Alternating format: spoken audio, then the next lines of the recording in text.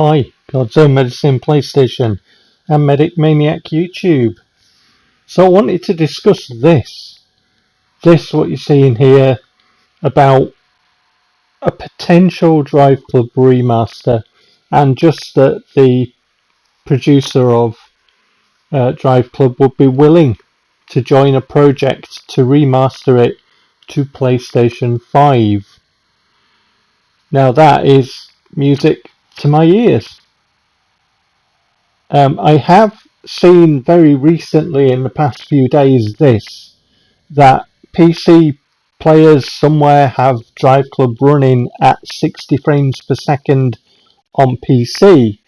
I'm not sure, who has it running, whether the game is complete. I don't know.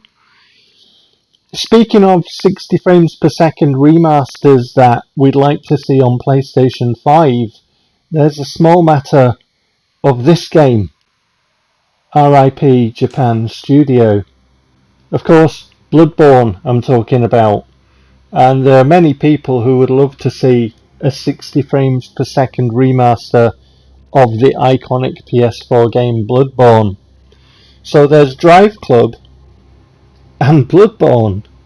Now, I just wanted to do a bit of a different Driveclub video because I do my time trials. I say I miss Driveclub, so what I did was I just got some footage of going into one of the actual tours and picking one of the slower cars to race around Munnar, and this is what happened in my little thing. I've just done a bit of editing here just to show the car intro, as I always do, and I thought, while I'm doing that, let's have a chat.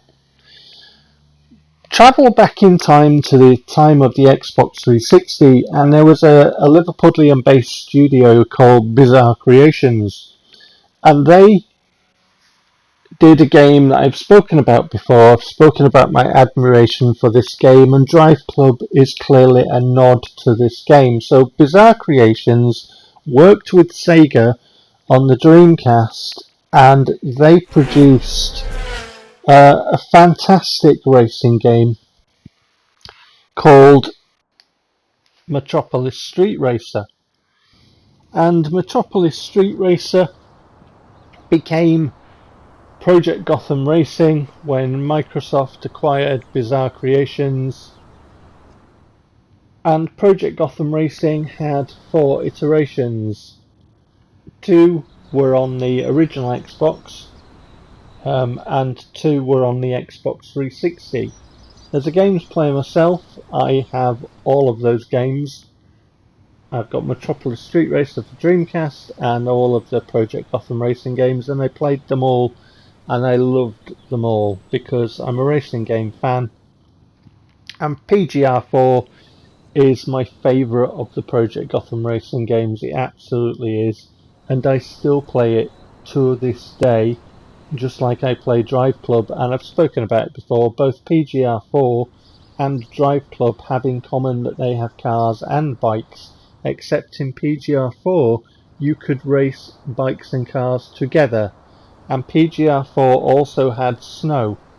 So for example, in PGR4 you could drive Nürburgring in snow conditions, in complete blizzard conditions and stuff.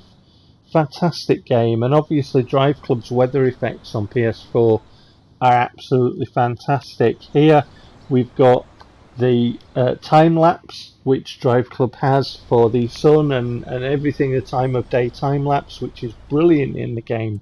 I've seen little clips of the time-lapse where people have been looking at the environment and you can see the time changing through all the morning bits all through the daytime and then cycling right through to nighttime.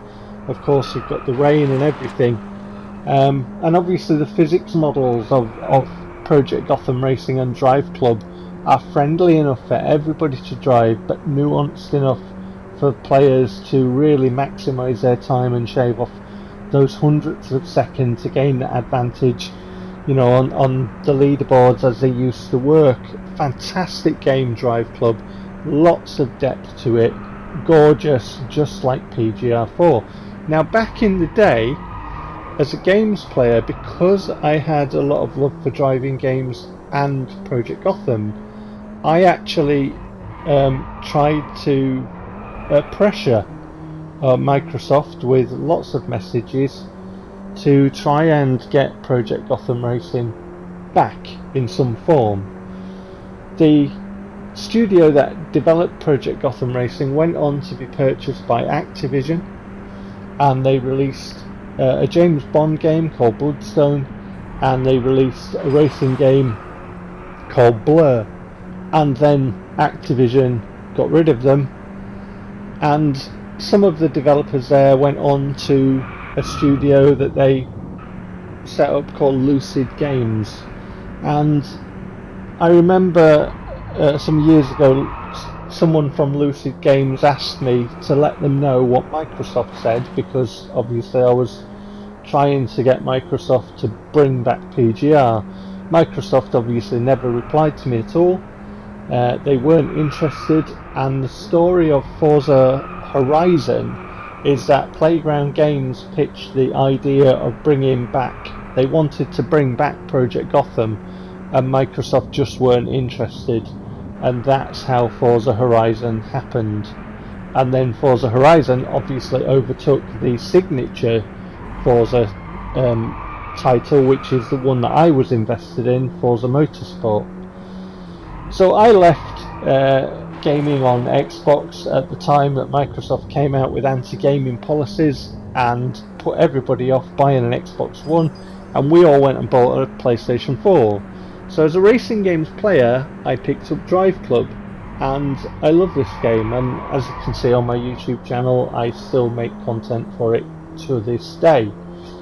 I have been using a hashtag remaster Driveclub on my videos, and I have been saying for some time now it would be great to see it remastered.